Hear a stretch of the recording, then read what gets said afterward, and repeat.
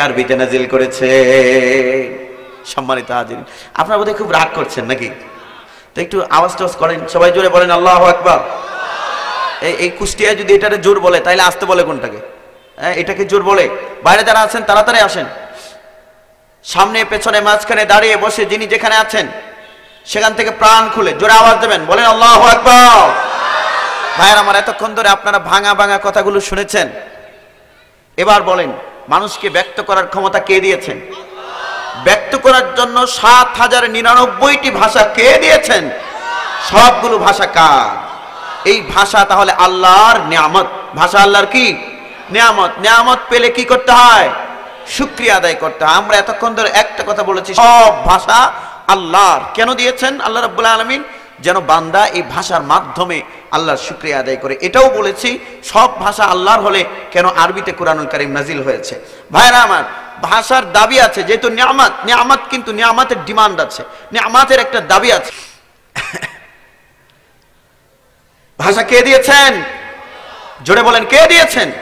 আল্লাহ রাব্বুল আলামিন ভাষা দিয়েছেন। সম্মানিত হাজিরিন, এই ভাষা আমাদের কাছে কি দাবি করে? ভাষা দাবি করে ভাষায় নবীকে গালি দেওয়া হবে, এটা দাবি করে। ভাষা দাবি করা হবে ভাষায় লিখে মাদ্রাসা বিরুদ্ধে বিষোদ্গার করা হবে। এই জন্য কি ভাষা দিয়েছেন আল্লাহ? কেন দিয়েছেন? পৃথিবীর ৭,০৯৯টি ভাষার দখল মুসলমানের হাতে থাকবে। প্রত্যেকটা ভাষায় মুসলমান কোরআন চর্চা করবে, হাদিস চর্চা করবে। পৃথিবীর সবগুলো ভাষাকে মুসলমানেরা চর্চা করে করে এই ভাষাগুলোকে ইসলামের বাহন বানিয়ে দেবে। এই ভাষাগুলোকে আল্লাহর প্রশংসার ভাষায় রূপান্তর করবে। আমরা দেখেছি যুগে যুগে ইসলামী মনীষীরা তাই করেছেন। ফার্সি ভাষা, এটা ছিল আগুন পূজকদের ভাষা। আপনারা জানেন ইরানের মানুষ অগ্নি পূজক ছিল। আগুন পূজারীদের ভাষা, সেই ভাষাটা এখন আর আগুন পূজারীদের ভাষা নাই। এই ভাষায় শেখ সাদি তিনি এসে ভাষা দখল করেছেন। তিনি লিখলেন, করিমা ববখশায়ে বরহালেমা কে হস্তম আসির কমন্দ হাওয়া নদারেম গায়রে আস্তু ফরিয়াদরস তুই আসিয়ারা খতা বখশবস। ভাইরা আমার, যেই ভাষাটা ছিল অগ্নিপূজকদের ভাষা, এই ভাষাটাকে শেখ সাদি এসে আল্লাহর প্রশংসার ভাষায় রূপান্তর করেছেন। বাংলা ভাষাটা কাদের ভাষা ছিল? যারা জানেন একটু বলেন তো, একটু চা দেন। বাংলা ভাষাটা কাদের ভাষা ছিল? একটু আগে কিন্তু আমি বলেছি হিন্দুদের ভাষা কোনো কালেও ছিল না। ডক্টর দীনেশ চন্দ্র সেন তিনি লিখেছেন, আগের কালে, আগে হিন্দু পণ্ডিতেরা বলতেন, one who recite Ramayan and Mahabharat in Bengali language he would be thrown into Raurava. যে ব্যক্তি রামায়ণ মহাভারত পড়বে বাংলা ভাষায়, সে রৌরব নামক দুজক, হিন্দুদের ধর্মমতে সবচেয়ে নিকৃষ্ট জাহান্নামে সে নিপতিত হবে। তাদের ভাষায় বাংলা চর্চা নিষিদ্ধ ছিল। সম্মানিত হাজিরিন, এই বাংলা ভাষা চর্যাপদের ভাষা ছিল। চর্যাপদ কি? চর্যাপদ হচ্ছে বৌদ্ধ ধর্মের পুঁথি। সেন, এই বাংলা শাসন করেছে সেনেরা, বাংলা শাসন করেছে পালেরা। সম্মানিত হাজিরিন, বৌদ্ধ ধর্মের পুঁথিগুলো লেখা হয়েছিল প্রাচীনকালে বাংলা ভাষায়। কয়টা পুঁথি ছিল? ৫১টা পুঁথি। ৪৬টা পুঁথি ১৯০৭ সালে ডক্টর হরপ্রসাদ শাস্ত্রী, ঢাকা বিশ্ববিদ্যালয়ের পরবর্তীকালের শিক্ষক, তিনি নেপালের রাজ দরবারের লাইব্রেরি থেকে তিনি উদ্ধার করেছেন। এগুলো নেপালে গেল কি করে? এটা একটা প্রশ্ন। নেপালে গেল কি করে? নেপালে গেছে ১২০৫ খ্রিস্টাব্দে ইখতিয়ার উদ্দিন মোহাম্মদ বখতিয়ার খলজি। তিনি যখন ভারত জয় করলেন, তখন বৌদ্ধরা মনে মনে চিন্তা করলো, মুসলমান ভারত জয় করেছে, আমাদেরকে মারবে, আমাদেরকে পিটিয়ে দেশ ছাড়া করবে, সুতরাং পিটুনি খাওয়ার আগেই চলো আমরা ভারত ছেড়ে পালাই। ভাইরা আমার, আপনারা বলেন আসলে এটা ভুল ধারণা ছিল। মুসলমানেরা যদি কোনো অঞ্চল বিজয় করে, তাহলে সেখানে অন্য ধর্মের মানুষের উপরে কি তারা হাত তুলে? আমার ভাইরা, আল্লাহর নবী মুহাম্মদ রাসূলুল্লাহ সাল্লাল্লাহু আলাইহি ওয়াসাল্লাম প্রাণের মক্কা ছেড়ে মদিনায় চলে গেলেন। বুখারী শরীফের হাদিসে এসেছে, নবীজি বারবার মক্কার দিকে তাকিয়ে, পেছন দিকে তাকিয়ে, ফালতাফাতা রাসূলুল্লাহ সাল্লাল্লাহু আলাইহি ওয়াসাল্লাম ইলা মক্কা, নবীজি মক্কার দিকে বারবার তাকাচ্ছেন। তাকে আফসোস করে বলছেন, ও মক্কা, আমি তোমাকে ভালোবাসি, আমার হৃদয় জুড়ে তোমার কাবার ছবি। আমার এলাকার লোকেরা যদি আমাকে তোমার থেকে বের করে না দিত, আমি কোনোদিন মক্কা ছেড়ে মদিনায় পাড়ি জমাতাম না। ভাইরা আমার, আল্লাহর নবী মদিনায় চলে গেলেন।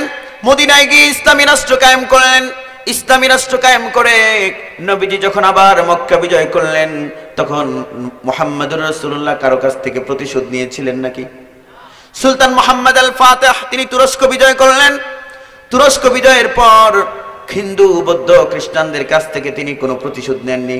তার মানে মুসলমান যদি কোনো অঞ্চল জয় করে, এই বিজিত অঞ্চলের অন্য ধর্মের মানুষের উপরে কোনো আঘাত, কোনো প্রতিশোধ তারা নেয় না। কিন্তু বৌদ্ধরা, পৃথিবীতে কোনো জায়গায় যদি বৌদ্ধরা রাষ্ট্রীয় ক্ষমতায় থাকে, তাহলে সেখানে হিন্দুরা নির্যাতিত হয়, যেমনটি হয়েছে কিছুদিন আগে আপনারা দেখেছেন। হিন্দুরাও নির্যাতিত হয়ে বাংলাদেশে এসেছে। সম্মানিত হাজিরিন, বৌদ্ধরা রাখাইনে, আরাকানে মুসলমানদের উপরে নির্যাতন করেছে নাকি করেনি? করেছে না? আপনি দেখেন, তার মানে বৌদ্ধ ধর্মের অধীনে অন্য কোনো ধর্ম যদি থাকে, সেই ধর্মের মানুষগুলো নিরাপদে থাকে না। আমাদের পাশের দেশ হিন্দু প্রধান দেশ ভারতে আছে। আসামে, পশ্চিমবঙ্গে, গুজরাটে দাঙ্গা হয়, কয়েকদিন পর পর মুসলমানদের উপর তাদেরকে টর্চার করা হয়, তাদের উপর আক্রমণ করা হয়, মারপিট করা হয়। কথা ঠিক কিনা বলেন? আপনি ইউরোপিয়ান কান্ট্রিগুলোতে দেখেন, খ্রিস্টান অধ্যুষিত দেশ যেগুলো আছে, সেই দেশগুলো থেকে মুসলমানদের উপর থেকে ধর্মীয় মৌলিক অধিকার তারা কেড়ে নিতে চায়। তারা বারবার বলে হিজাব চলবে না, সালাত চলবে না। তার মানে পৃথিবীর কোনো রাষ্ট্রে যদি হিন্দু ধর্ম ক্ষমতায় থাকে, তাহলে সেই রাষ্ট্রে হিন্দু ধর্মের অধীনে অন্য ধর্মের মানুষ অনিরাপদ। পৃথিবীর কোন রাষ্ট্রে যদি বৌদ্ধ ধর্মের মানুষগুলো ক্ষমতায় থাকে, তাহলে বৌদ্ধদের অধীনে অন্য ধর্মের মানুষগুলো থাকে অনিরাপদ। পৃথিবীর কোন রাষ্ট্রে যদি খ্রিস্টানরা ক্ষমতায় থাকে, তাহলে খ্রিস্টানদের অধীনে অন্য ধর্মের মানুষগুলো থাকে অনিরাপদ। কিন্তু পৃথিবীতে একটি মাত্র ধর্ম, যেই ধর্মের অধীনে অন্য কোনো ধর্মের মানুষ অনিরাপত্তায় ভোগে না, তাদেরকে পরিপূর্ণ নিরাপত্তা দেওয়া হয়, সেই ধর্মটির নাম হলো ইসলাম। আমার ভাইয়েরা, বর্তমান পৃথিবীতে যেসব দেশে মোটামুটি ভাবে ইসলাম প্রতিষ্ঠিত আছে, একটি দেশেও আপনি দেখাতে পারবেন না রাখাইনের মতো নির্যাতন হচ্ছে হিন্দুদের উপর, বৌদ্ধদের উপর। ভাইয়েরা আমার, এই কারণে আমি বলি, পৃথিবীর অন্যান্য ধর্মের মানুষদের নিরাপত্তার স্বার্থে হলেও ইসলামকে রাষ্ট্রীয়ভাবে কায়েম করা দরকার। বুঝেননি বোধহয় আমার কথা? আজকে যদি বাংলাদেশে ইসলাম কায়েম হয়, নাসিরনগরে যে হামলা হয়েছে, সে হামলার বিচার হতে মাসের পর মাস লাগবে না। রংপুরে কার ধর্মীয় অনুভূতিতে আঘাত দিল, বিচার করতে মাসের পর মাস লাগবে না। রামুতে, বৌদ্ধপল্লীতে হামলা হলো, ভাইরা আমারের বিচার করতে মাসের পর মাস লাগবে না। ইসলামের উপরেও কেউ কথা বলতে পারবে না। সবাই নিজেদের ধর্মীয় স্বাধীনতা পাবে। এটা হোক, আপনারা চান কি চান না? ইসলাম কায়েম হোক আমরা চাই কি চাই না? সম্মানিত হাজিরিন, যে কথাটা বলেছি সেটা হলো, মুসলমান যদি কোন অঞ্চল জয় করে তাহলে প্রতিশোধ নেয় না, কিন্তু আলমার ইয়াকিস আলা নাফসি, মানুষ নিজের উপরে অন্যকে মূল্যায়ন করে, কিয়াস করে। বৌদ্ধরা মনে করেছিল, আমরা যেহেতু মুসলমানদেরকে নির্যাতন করি, মুসলমানরা ক্ষমতা এসেছে, আমাদেরকেও নির্যাতন করবে। এরা তখন তাদের ধর্মীয় পুঁথিগুলো গাট্টিতে ভরে, বোচকায় ভরে তারা চলে গেল নেপালে। নেপাল থেকে 1907 সালে ডক্টর হরপ্রসাদ শাস্ত্রী তিনি সেগুলো উদ্ধার করলেন। 51টা পুঁথি, 46.5টা তিনি উদ্ধার করতে পেরেছিলেন।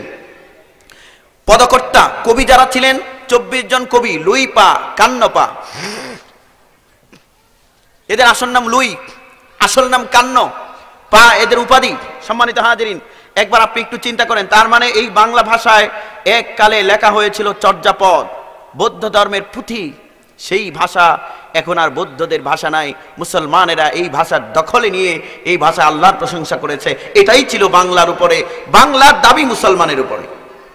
আলাউল, কায়কোবাদ, ফররুক, নজরুল, আব্দুল আলিম, পুঁথি সাহিত্য, লোক সাহিত্য সবগুলোতে ইসলাম আছে। আল্লাহতে যার পূর্ণ ঈমান, কোথা সে মুসলমান, কোথা সে মুসলমান, কোথা সে আরিফ অভেদে যাহার, কোথা সে আরিফ অভেদ যাহার, জীবন মৃত্যু জ্ঞান, কোথা সে মুসলমান, কোথা সে মুসলমান। রাগ করবেন না আপনারা, প্রায় 500 কিলো আরো বেশি। গতকাল মাহফিল ছিল একেবারে সুনামগঞ্জ জেলার কাছাকাছি, মোহনগঞ্জ, নেত্রকোনার লাস্ট বর্ডারে। সেখান থেকে এসে একটা মিনিটও আমি ঘুমাতে পারিনি, সরাসরি কুষ্টিয়া এসেছি। তার আগের দিন বাগেরহাট থেকে ঢাকা গিয়ে, তারপর মোহনগঞ্জ, তারপর সেখান থেকে এখানে খুব আরামে আছি। এরপরে আপনাদের যে রাস্তা, বিশেষ করে কুমারখালী থেকে এইটুকু, একটা মানুষের 1 মাস জেল কাটালে যতটুকু কষ্ট না হবে, এই মানুষটার এইটুকু রাস্তা সফর করলে ততটুকু কষ্ট হবে। তো খুব একটা সুবিধাজনক নাই গলার অবস্থা। যে কথাটা বলছিলাম, চর্যাপদের ভাষা এখন নজরুলের ভাষা, আল্লাহর প্রশংসার ভাষা। কথা ঠিক কিনা বলেন? আল্লাহ আমার প্রভু, আমার নাহি নাহি ভয়। কে লিখেছেন বলেন? কে লিখেছেন? নজরুল লিখেছেন। তোরা দেখে যা আমি না মায়ের কোলে, তোরা দেখে যা আমি না মায়ের কোলে, মধু পূর্ণিমারি সেথা চাঁদ দোলে, তোরা দেখে যা আমি না মায়ের কোলে। কে লিখেছেন বলেন আপনারা? কে লিখেছেন? মোহাম্মদ মুস্তাফা সাল্লে আলা, তুমি বাদশার বাদশাহ কামলিওয়ালা। মোহাম্মদ মুস্তাফা সাল্লে আলা, তুমি বাদশার বাদশাহ কামলিওয়ালা। কে লিখেছেন? নজরুল লিখেছেন। চর্যাপদের ভাষা এখন আর বৌদ্ধদের ভাষা নাই, এটা এখন নজরুলের ভাষা। সম্মানিত হাজিরিন, এটাই ছিল ভাষার প্রতি, নজরুলের প্রতি ভাষার দাবি, যে তুমি আল্লাহর গোলাম হিসেবে চর্যাপদের ভাষাকে আল্লাহর প্রশংসার ভাষায় রূপান্তর করে দাও। আব্দুল আলিম, আপনি লোকসাহিত্য যায়। মনে বড় আশা ছিল যাব মদিনা, সালাম আমি করব গিয়ে নবীর রওজায়। মনে বড় আশা ছিল যাব মদিনায়। এটা লোকসঙ্গীত, লোকসাহিত্য। এই আগের দিনের পুঁথি সাহিত্য, পুঁথিও তো শুরু হতো আল্লাহর প্রশংসা দিয়ে। কথা ঠিক না? আলাউলের কবিতা, কায়কবাদের আজান কবিতা। সম্মানিত হাজিরিন, এগুলো দিয়ে আমরা করেছি কি, এই চর্যাপদের ভাষাটাকে আল্লাহর প্রশংসার ভাষায় রূপান্তর করেছি। শেখুল হাদিস সাল্লাম আজিজুল হক রহমতুল্লাহ আলাই, তিনি বুখারী শরীফের বাংলা অনুবাদ করেছেন। মাওলানা মহিউদ্দিন খান, তিনি তাফসিরে মারিফুল কোরআনের বাংলা অনুবাদ করে বাংলাকে তারা বিশ্ব দরবারে পৌঁছে দিয়েছেন। এটা বাংলা যেমন আমাদের কাছে দাবি করেছিল, তেমনি ভাবে মান্দারিন ভাষা দাবি করে, ফ্রেঞ্চ, জাপানি, পৃথিবীর যতগুলো ভাষা আছে ৭,০৯৯টি ভাষা, সব ভাষা এই আলেমদের প্রতি দাবি করে। উলামায়ে কেরামের কাছে আল্লাহর প্রদত্ত নিয়ামত ভাষার দাবি হলো উলামায়ে কেরাম, মুসলমানেরা এই ভাষা শিখবে এবং এই ভাষা তাদের কলম জোর করে হিন্দুদের কাছ থেকে, বৌদ্ধদের কাছ থেকে, খ্রিস্টানদের কাছ থেকে কলম জোর করে কেড়ে নিয়ে এই কলম দিয়ে আল্লাহর কথাগুলো পৃথিবীর সবগুলো ভাষায় মানুষের কাছে পৌঁছে দেবে। আজকে সময় এসেছে, আমাদের আর বসে থাকার সুযোগ নেই।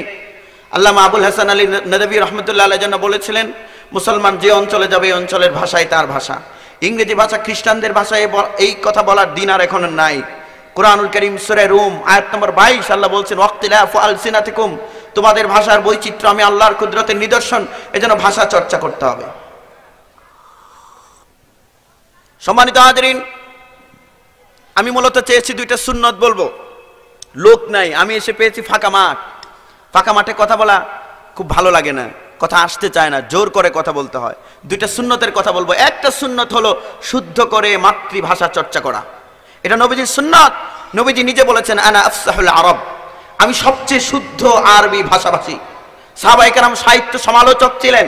নবীজির কাছে কেউ এসে শব্দ উচ্চারণ করলে এটা যদি যথাযথ না হতো, নবীজি বলে দিতেন এটা যথাযথ নয়, তুমি অন্য শব্দ বলো। এক সাহাবী এসে বলছেন আলিজু, নবীজি বলছেন আলিজু বলো না, বলো আদখুলু। কুরআনুল কারীম আল্লাহ শিখিয়েছেন, লা তাকুলু রাইনা ওয়া কুলু উনজুরনা। আল্লাহ রাব্বুল আলামিন শিখিয়েছেন কোন শব্দটা ব্যবহার করা অ্যাপ্রোপ্রিয়েট হবে। সুতরাং ভাষা দাবি করে আমাদের কাছে শুদ্ধ করে ভাষা শিখতে হবে। এই কারণে ভাষা যেহেতু আল্লাহর নিয়ামত, শুকরিয়া আদায় করতে হয়, ভাষার মর্যাদা রক্ষা করতে হয়। উলামায়ে কেরাম 1952 সালে এই কারণে ইঁদুরের মতো গর্তের ভিতরে ঢুকে থাকেননি, তারাও মায়ের ভাষার জন্য আন্দোলন করেছেন। আপনারা বলবেন, হুজুর আপনারা এত এখন ওয়াজ করতেছেন, তখন কই ছিলেন? সালাম, বরকত, রফিক, জব্বার, শফিউর, একটাও তো মৌলানা সালাম নাই, মৌলানা আব্দুল জব্বার নাই, মৌলানা শফিউর রহমান নাই, সব তো ঢাকা ইউনিভার্সিটির ছাত্র। আমি বলি, ভাই ইতিহাস সেখানে চেপে রাখা হয়েছে, ইতিহাস গোপন করা হয়েছে। বাংলাদেশের মুক্তিযুদ্ধে উলামায়ে কেরামের ব্যাপক অবদান ছিল। আজকে যদি আপনি বলেন, আমি পাই টু পাই হিসেব করে নাম বলে দিতে পারবো। মাওলানা ইমদাদুল্লাহ কারাই হাজারে, তিনি রণাঙ্গনে মুক্তিযোদ্ধা। মাওলানা কাজী মুতাসিম বিল্লাহ, তিনি মুক্তিযোদ্ধা। মোহাম্মদুল্লাহ হাফিজ জুজুর মুক্তিযুদ্ধের উৎসাহদাতা, মানুষকে প্রেরণা দিয়েছেন। আমাদের বাড়ির পাশের একটা আলিয়া মাদ্রাসার প্রিন্সিপাল এখনো ভাতা পাচ্ছেন, মুক্তিযোদ্ধা। দুদিন আগে দুইজন আলেম মারা গেছেন, মাওলানা আহমদুল্লাহ আশরাফ এবং মাওলানা মুস্তাফা আজাদ, তারা দুজনের রণাঙ্গনের মুক্তিযোদ্ধা ছিলেন। সম্মানিত হাজিরিন, এই ইতিহাসগুলো চাপিয়ে রাখা হয়েছে। যখন মুক্তিযুদ্ধের তালিকা করা হয়েছে তখন তাদের নাম থেকে মাওলানা শব্দ বাদ দেওয়া হয়েছে। এই কারণে আজকের তরুণ প্রজন্ম জানে না যে বিপুল সংখ্যক উলামায়ে কেরাম অস্ত্র হাতে নিয়ে আমাদের লাল সবুজের পতাকার জন্য 1971 সালে রণাঙ্গনে যুদ্ধ করেছিলেন। সম্মানিত হাজিরিন, এই কথাগুলো জানেন। আমি কয়েকদিন আগে দৈনিক কালের কণ্ঠের অফিসে গেছি। কালের কণ্ঠের পত্রিকা আমি লিখি, গত শুক্রবারেও লিখেছি। বাংলাদেশের একজন অর্থনীতিবিদ, তিনি একটা ব্যাংকের চেয়ারম্যান ছিলেন, মাদ্রাসা নিয়ে বিষোদ্গার করেছেন। গত মাসের 28 তারিখ দৈনিক বাংলাদেশ প্রতিদিন পত্রিকা আমার লেখা ছিল। আমি পত্রিকা কিনে দেখি প্রথম পৃষ্ঠায় বড় করে একজন ঢাকা বিশ্ববিদ্যালয়ের অর্থনীতি বিভাগের একজন অধ্যাপকের বক্তব্য ছাপা হয়েছে। তিনি বলছেন মাদ্রাসা জঙ্গিত্বে উর্বর। মাদ্রাসা কিসে উর্বর? কিসে উর্বর? বাংলাদেশে সম্প্রতি দুটো জঙ্গি হামলা হয়েছে। হলি আর্টিজানে হামলা করে 5 জন মারা গেছেন, স্পট ডেড। এই 5 জনের 4 জন নর্থ সাউথ ইন্টারন্যাশনাল জামিয়া ইমদাদিয়ার ছাত্র। নাকি কথা বলে না? নর্থ সাউথ কি বলেন আপনারা? সম্মানিত হাজির, নর্থ সাউথ বিশ্ববিদ্যালয় স্কলাস্টিকের ছাত্র। আমার বাসার সাথে শোলাকিয়া ঈদগাহে হামলা হলো। যেই ছেলেটা মারা গেছে, কয়েলটা সরিয়ে দেন, কয়েলের ধোঁয়া ডিস্টার্ব করছে। যেই ছেলেটা মারা গেছে আবির, নর্থ সাউথ বিশ্ববিদ্যালয়ের ছাত্র। সুতরাং তিনি যে বলেছেন বুক ফুলিয়ে মাদ্রাসার ছেলেরা জঙ্গি, আপনারা বলেন তো এটা সত্য না মিথ্যা? এই কারণে বাংলাদেশের মাননীয় স্বরাষ্ট্রমন্ত্রী জনাব আসাদুজ্জামান খান কামাল, তিনি কয়েকদিন আগে ঢাকায় বক্তব্য দিতে গিয়ে বললেন, মাননীয় স্বরাষ্ট্রমন্ত্রী বলেছেন এই দেশে থেকে যারা মাদ্রাসার ছাত্রদেরকে সন্ত্রাসবাদ বলে তারাই হলো এই দেশের 1 নম্বর শত্রু। কার বক্তব্য? কার বক্তব্য? সুতরাং স্বরাষ্ট্রমন্ত্রীর বক্তব্য অনুযায়ী বাংলাদেশের যে অধ্যাপক, ঢাকা বিশ্ববিদ্যালয়ের শিক্ষক, তিনি একটা ব্যাংকের চেয়ারম্যান ছিলেন।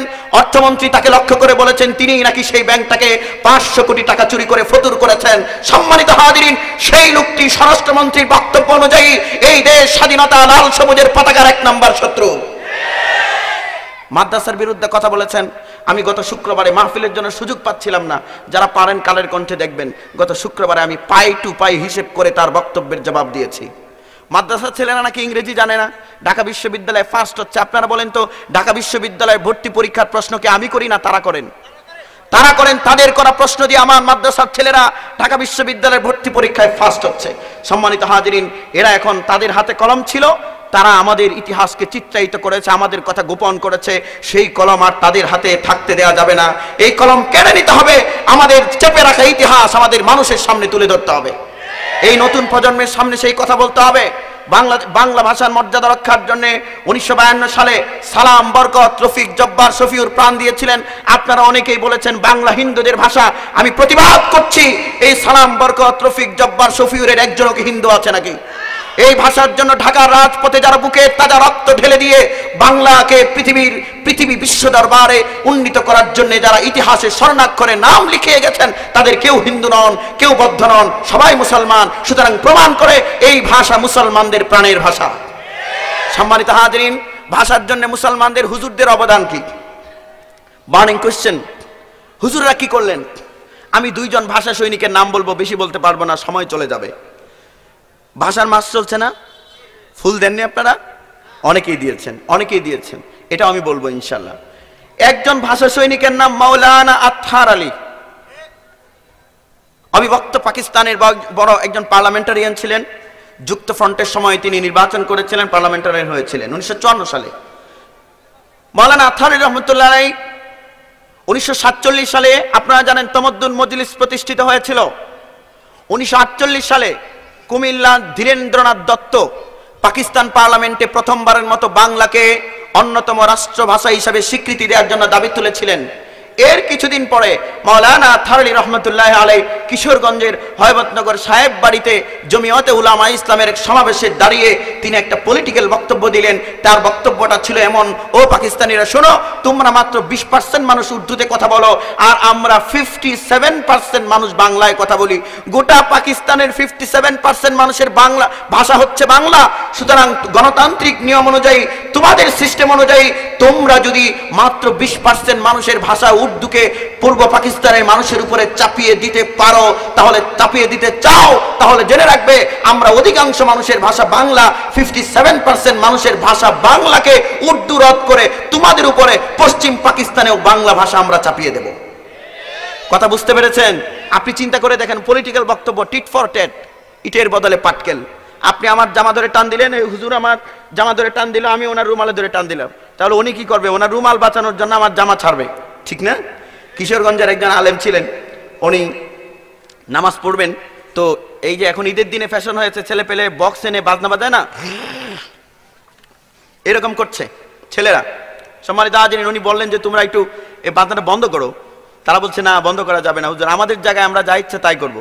হুজুর একটা টিনের টুকরা নিলেন বড়, নিয়ে একটা লাঠি নিলেন, ওনার সীমানার লাস্টে গিয়ে লাঠি দিয়ে টিনে পেটানো শুরু করলেন।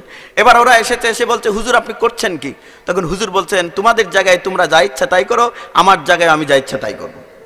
এবার বলছে হুজুর আপনারটাও থামান, আমাদেরটাও থামাই, টিট ফর টেট। কথা বুঝতে পেরেছেন? এই পলিটিক্যাল বক্তব্য দিয়েছিলেন মাওলানা আথানি রহমতুল্লাহ আলাইহি। শুধু তিনি বক্তব্যই দেননি, পূর্ব পাকিস্তান থেকে পশ্চিম পাকিস্তানে গিয়ে সেমিনার সভা করেছেন, বক্তব্য রেখেছেন বাংলার পক্ষে।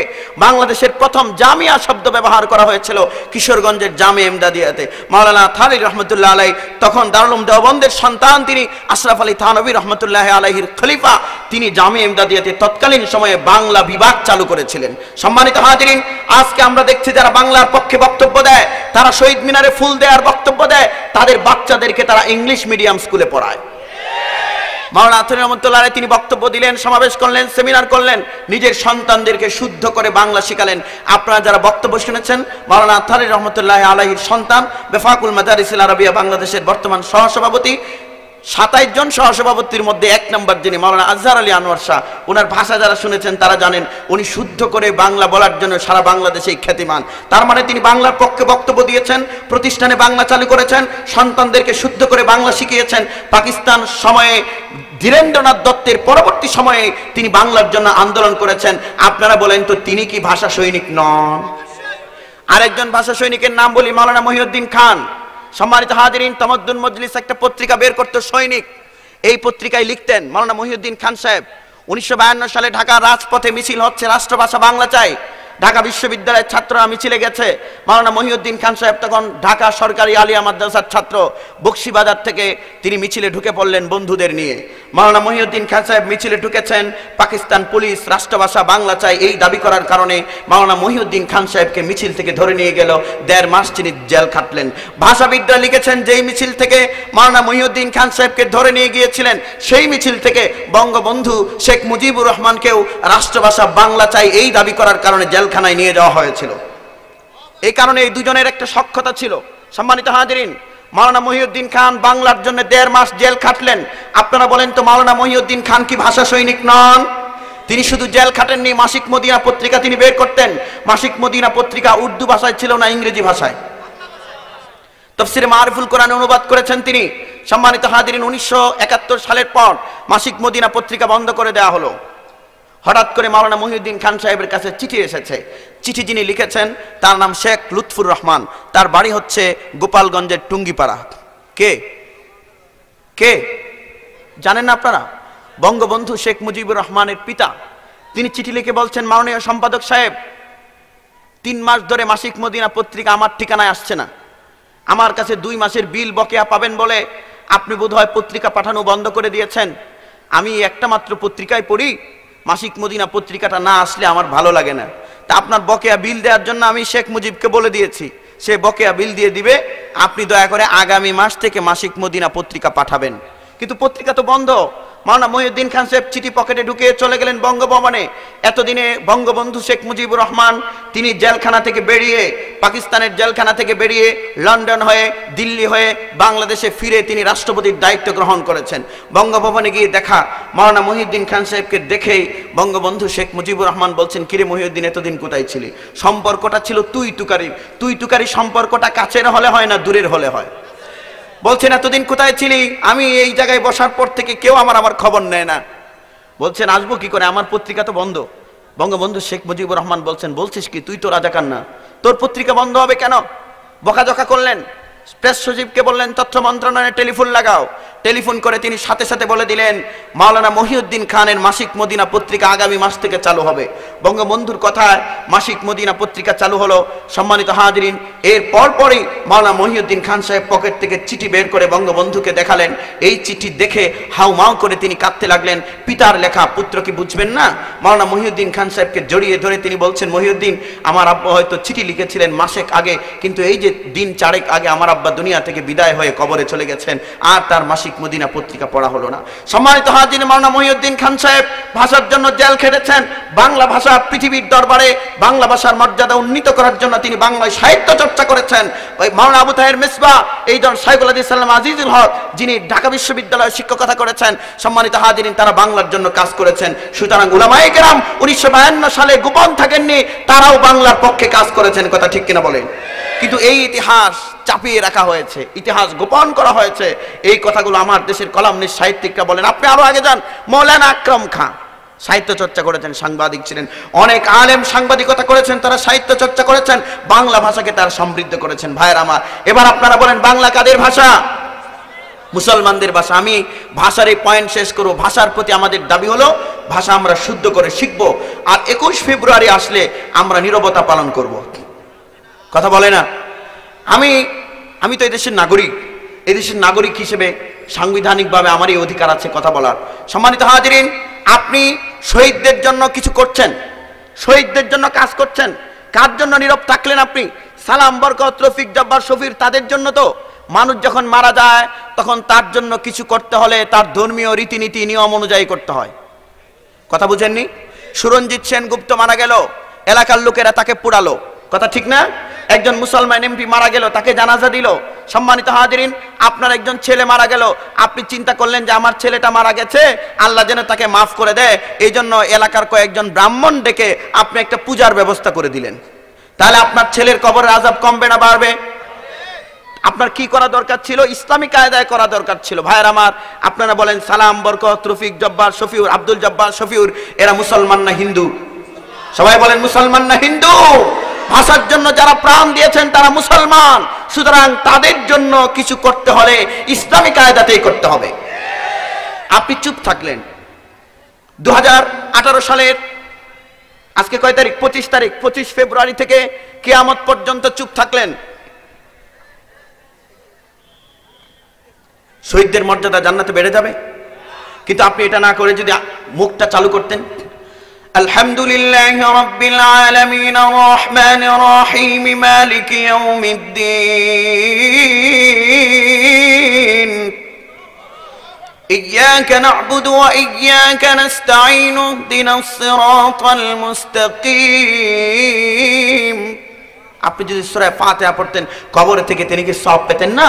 সুতরাং নীরবতা নয়, আমরা ভাষার জন্য কাজ করব, এই ভাষায় সাহিত্য চর্চা করব, বিশ্ব দরবারে বাংলাকে উন্নীত করার জন্য আমরা চেষ্টা করে যাব। আর শহীদদের জন্য কিছু করতে হলে আমরা নীরব থাকবো না, সূরা ফাতিহা পড়ব। আরেকটা ব্যাপার, ফুল দিলেন, ফুল দিয়েছেন 20 কোটি টাকার ফুল যদি আপনি দেন, 20 কোটি টাকার ফুল 1952 সাল থেকে 2018 সাল পর্যন্ত 66 বছর হয়েছে।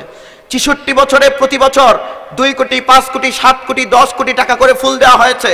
সম্মানিত হাজিরিন, আমি যদি ধরি 10 কোটি নয়, প্রতি বছর যদি গড়ে অন্তত 1 কোটি টাকার ফুল দেওয়া হয়ে থাকে, তাহলে 66 বছরে অন্তত শহীদ মিনারে আমরা 66 কোটি ফুল দিয়েছি সালাম, বরকত, রফিক, জব্বার, শফিউরের আত্মাকে খুশি করার জন্য। কথা ঠিক কিনা বলেন? এই 66 কোটি টাকার ফুল দেওয়ার পরে কি হলো? মূর্তিগুলোকে যেমন পূজা করার পর বুড়িগঙ্গার পানিতে ভাসিয়ে দেওয়া হয়, তেমনি ভাবে ফুলগুলোকে ট্রাকে তুলে নিয়ে পানিতে ফেলে দেওয়া হয়েছে। আপনারা বলেন 66 কোটি টাকার ফুল দেওয়ার ফলে সালাম, বরকত, রফিক, জব্বার, শফিউরের কবরের আযাব মাফ হয়ে আল্লাহ তাদেরকে অনেক উঁচু জান্নাত দিয়ে দিয়েছেন নাকি? কোনো লাভ হয়েছে? লাভ হয়নি। কিন্তু আমরা যদি এমন কিছু কাজ করতাম, এই 66 কোটি টাকা দিয়ে যদি আমরা এতিমখানা বানাতাম, এই বাংলাদেশে অন্তত 66টি এতিমখানা বানানো যেত, 66টি বিধবা আশ্রয় কেন্দ্র বানানো যেত। সম্মানিত হাজিরিন, ফুল দিয়েছি, শহীদদেরও কোনো লাভ হলো না, এই দেশের মানুষদেরও কোনো লাভ হলো না।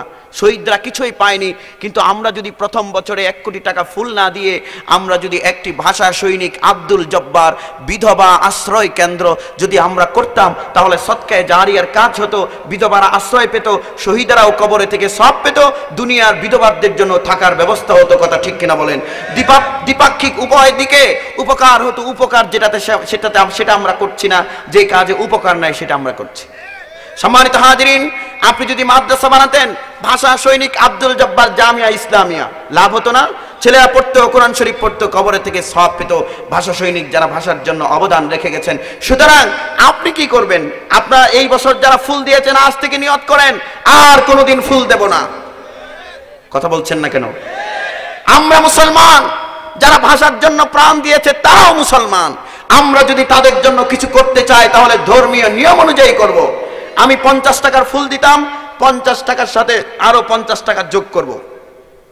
কয় টাকা হলো? 100 টাকা। কুষ্টিয়ার রেলওয়ে স্টেশনে যেই মহিলাটা খাবার পায় না, 100 টাকা দিয়ে তাকে 1 প্যাকেট খাবার কিনে দেন। এই মহিলা খাবার খেয়ে পরিতৃপ্ত হবে, আল্লাহ রাব্বুল আলামিন খুশি হবেন, সালাম বরকত রফিক জব্বার শফিউরের কবরে সব চলে যাবে। আপনি এটা করেন, ফুল দেবেন না।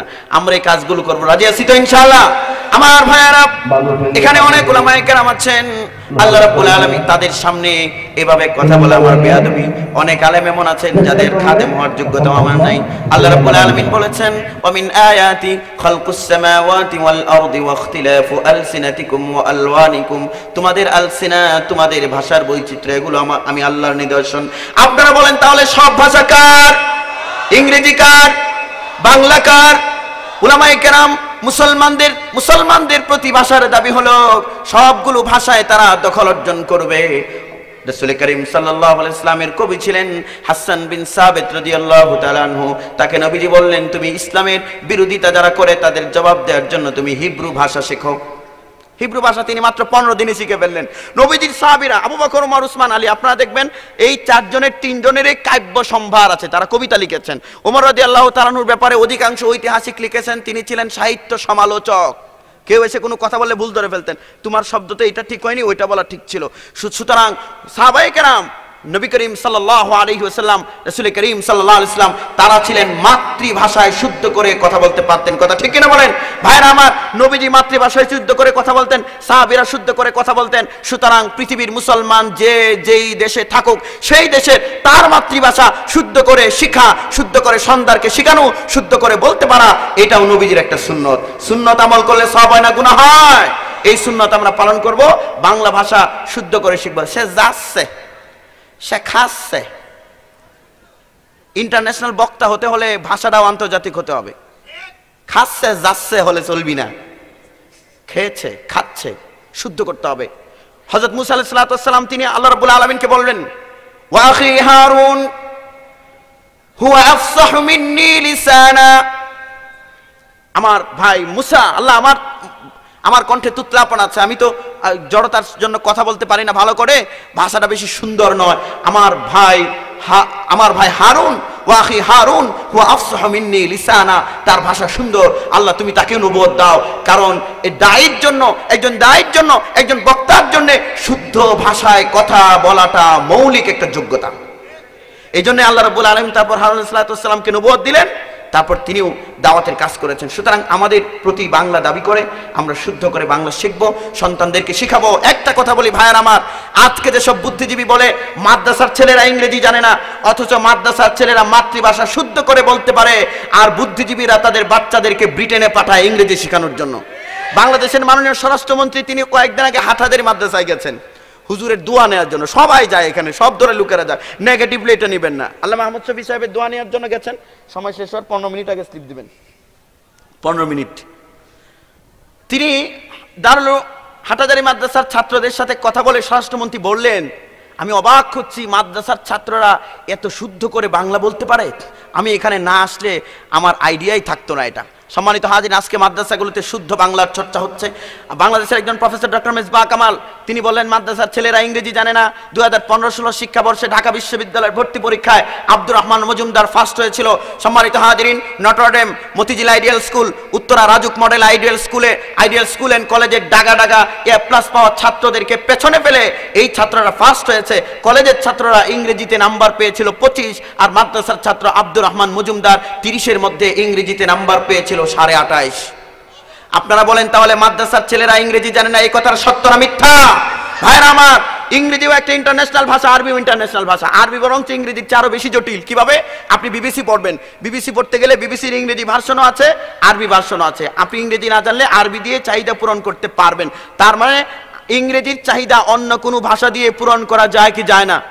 কিন্তু পৃথিবীর একমাত্র ভাষা আরবি, যেটার প্রতি পৃথিবীর এই 743 কোটি 40 লাখ মানুষের বিপুল একটা অংশের এমন একটা চাহিদা আছে, যেই চাহিদা অন্য কোনো ভাষা দিয়ে পূরণ করা যায় না। পিউ রিসার্চ বলছে আগামী 30 বছর পর গোটা পৃথিবী ইসলামের দখলে চলে যাবে। বলেন আলহামদুলিল্লাহ। দেশে দেশে মুসলমান, জাপানে, চীনে, জার্মানিতে।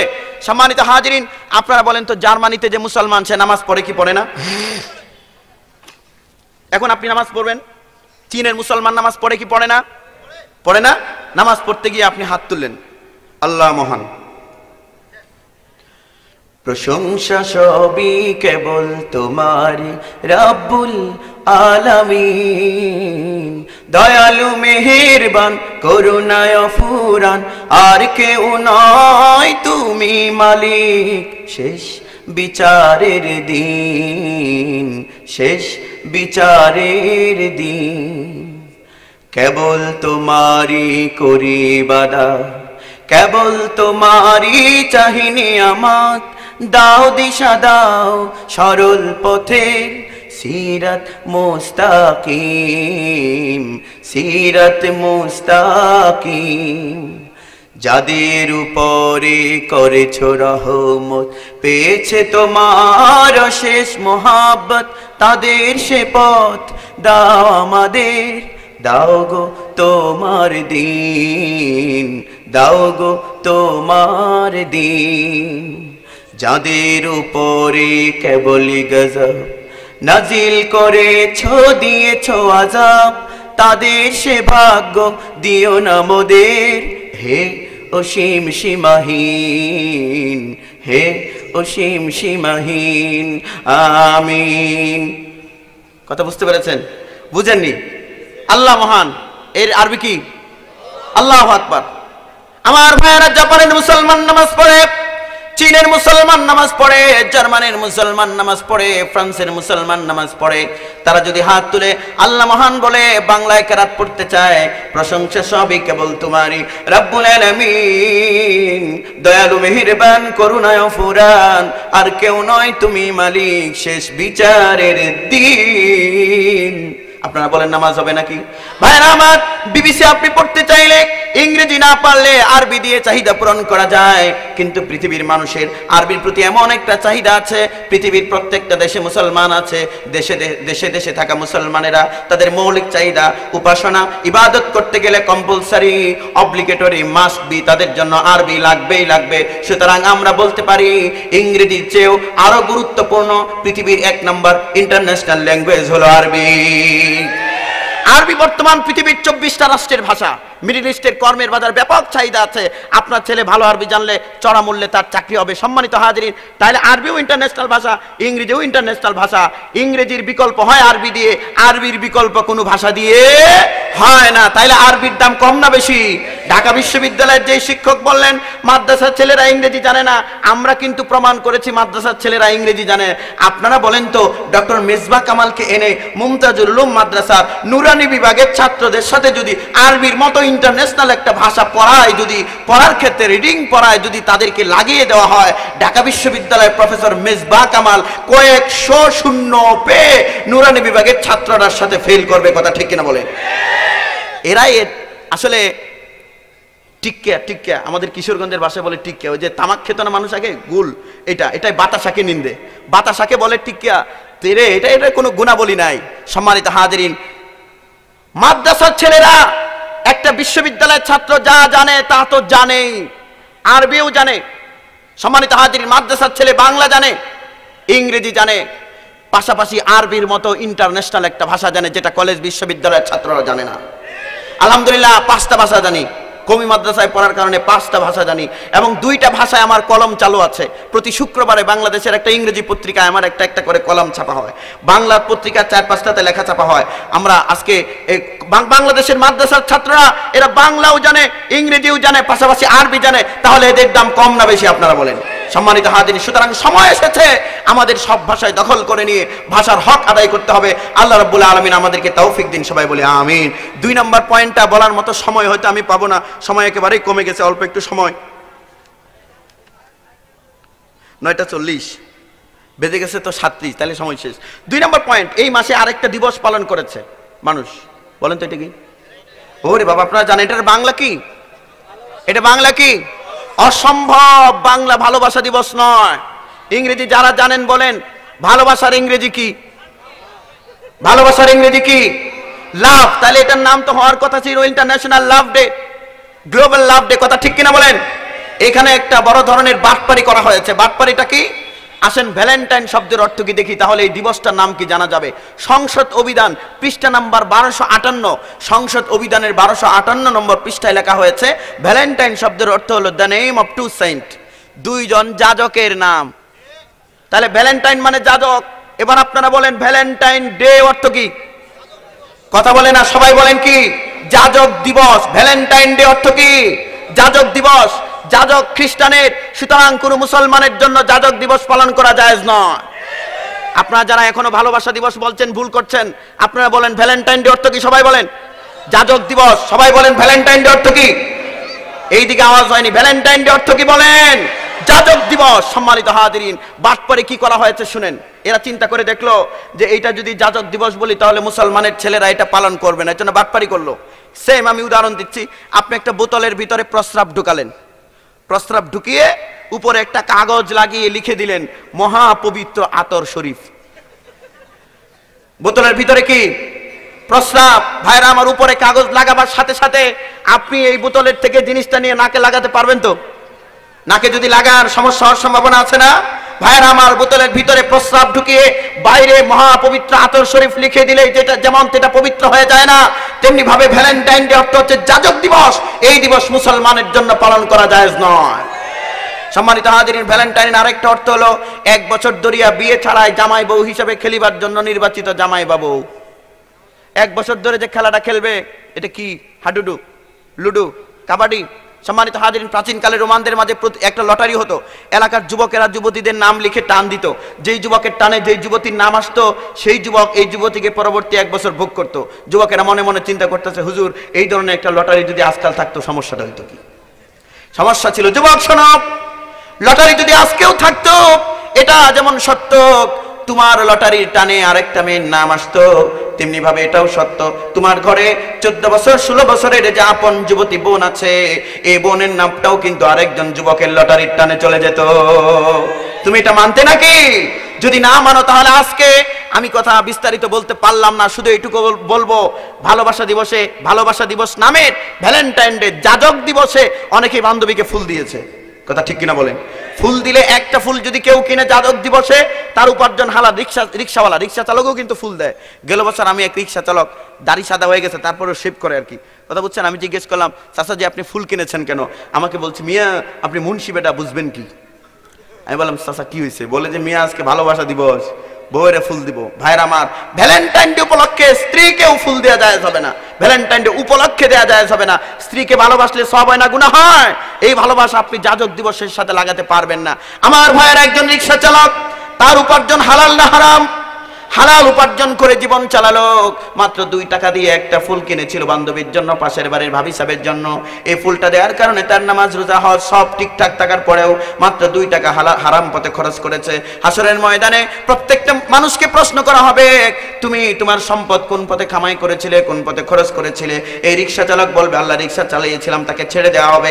পরবর্তী প্রশ্ন যখন আসবে, ও রিক্সা চালক তোমার হালাল পথে উপার্জন করা টাকাগুলো তুমি কোন পথে খরচ করেছিলে?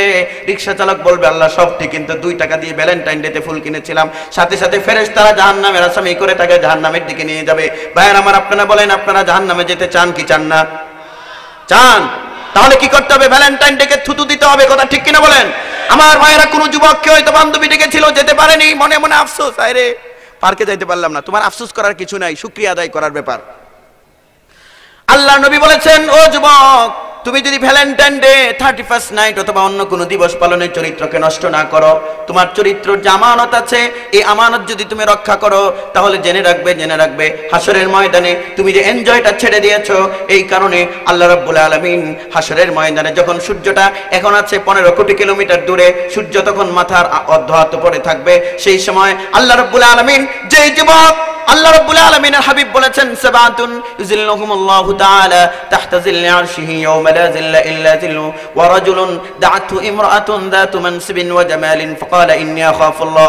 আল্লাহ নবী বলেছেন, কোন যুবককে বান্ধবী ডাকলো, ও যুবক চলো, উচ্চ বংশের বান্ধবী, দেখতেও সুন্দরী, বলল চলো ভ্যালেন্টাইন ডেতে ফুল কিনি, তোমারও দেই, তুমি আমারে দাও। যুবক বলল, আমি তো দেব না, কারণ আমি আল্লাহকে ভয় করি।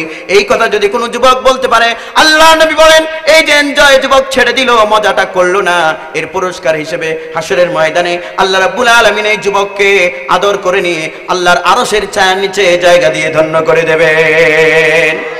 ভাইরা আমার, আপনারা বলেন, হাসরের ময়দানে আল্লাহর আরশের ছায়ার নিচে জায়গা পেতে চান কি চান না? চান।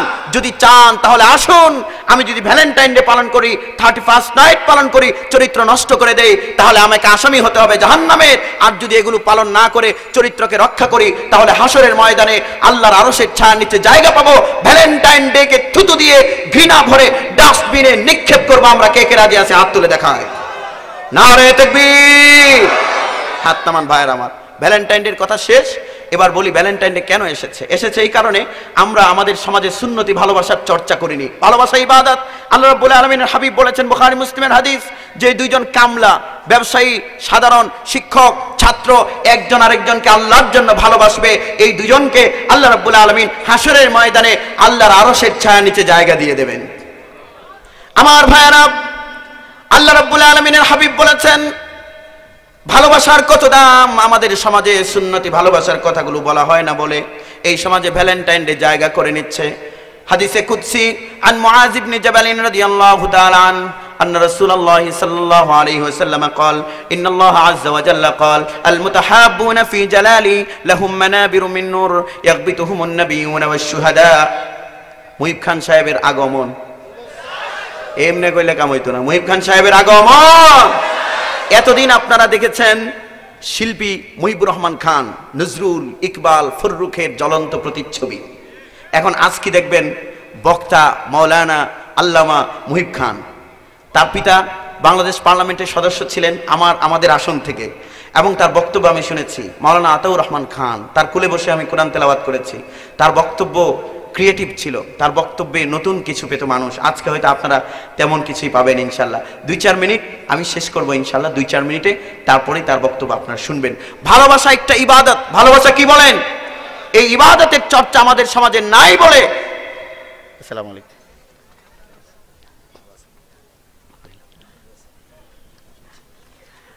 দেখতে পাচ্ছি নবীজির সুন্নতি ভালোবাসা নাই বলে আমাদের সমাজে ভ্যালেন্টাইন ডে জায়গা করে নিয়েছে। আল্লাহ নবী বলেছেন, হাদিসে কুদসিতে আল্লাহ রাব্বুল আলামিন জানিয়ে দিয়েছেন, আল মুতাহাব্বুনা ফি জালালি লাহুম মানাবিরু মিন নূর। নবীজি বলেন, ও আমার উম্মতেরা শোনো, আল্লাহ রাব্বুল আলামিন জানিয়ে দিয়েছেন, দুজন কামলা একজন আরেকজনকে যদি আল্লাহর জন্য ভালোবাসে, এই দুজন কামলাকে, দুজন ব্যবসায়ীকে, দুজন শিক্ষককে, দুজন ছাত্রকে, দুজন আলেমকে, দুজন বক্তাকে, দুজন কবিকে আল্লাহ রাব্বুল আলামিন হাসরের ময়দানে নূরের মিম্বারে নিয়ে বসিয়ে দেবেন। বলেন সুবহানাল্লাহ। ইয়াকবিতুহুমুন নাবিয়্যুনা ওয়াশ শুহাদা। নবীরা, শহীদরা দেখে দেখে বলবে, আহারে এত মর্যাদার আসন তারা কি করে পেল? তখন তাদেরকে জানানো হবে এরা দুনিয়াতে একজন আরেকজনকে ভালোবাসতো। ভাইয়ের আমার, আপনাদের কাছে প্রশ্ন, হাসরের ময়দানে এই নূরের মিম্বারে বসতে আমরা চাই কি চাই না? যদি চাই তাহলে হিংসা নয়, বিদ্বেষ নয়, আসুন একজন আরেকজনকে ভালোবাসি। ছোট্ট দোকান হাদিস বলে শেষ। মুসলিম শরীফের হাদিস, নবীজি বলছেন, আন্না রাজুলান যারা আখাল্লাহু ফি কারিয়াতিন উখরা। এক লোক আরেক লোককে পাশের গ্রামে দেখতে যাচ্ছে। যখন কিছু দূর গেছে, যাবার পর দেখতে পেল আরেকটা লোক। জিজ্ঞেস করছে, কি গো তুমি কোথায় যাও? বলছে, যাচ্ছি যে পাশের গ্রামে এক ভাইকে দেখতে। কেন যাচ্ছ? হাল্লাকা আলাইহি মিন নি'মাতিন তারুব্বুহা। তার সাথে তোমার কোনো দেনা পাওনা আছে নাকি? তখন লোকটি বলছে, না ভাই, দেনা পাওনা তো নেই, আমি ওই লোকটাকে আল্লাহর জন্য ভালোবাসি। আমার ভাইয়েরা, এই কথা বলার সাথে সাথে দ্বিতীয় লোকটি বললেন, ও মুসলমান, আমি কোনো মানুষ নই, আমি আল্লাহর পক্ষ থেকে পাঠানো একজন ফেরেশতা। আল্লাহ রাব্বুল আলামিন আমাকে তোমার কাছে একটা শুভ সংবাদ দিয়ে পাঠিয়েছেন।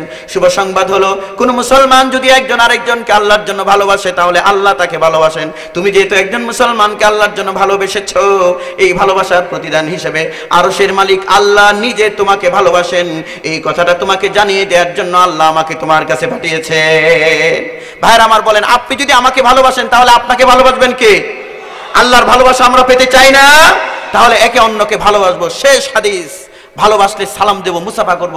মুসাফা করলে একজন আরেকজনের সাথে মুসাফা করলে উভয় জনের হাত ছাড়িয়ে নেবার আগেই সগীরা গুনাহ খাতা মাফ হয়ে যায়। ভাইরা আমার, নবীজি বলছেন দেখা হলে তুমি হাসি মুখে কথা বলো, মুচকি হাসি দিয়ে। আমরা এখন গরিব মানুষ দেখলে ইগনোর করি, আর বড় লোক দেখলে হাসি মুখে কথা বলি।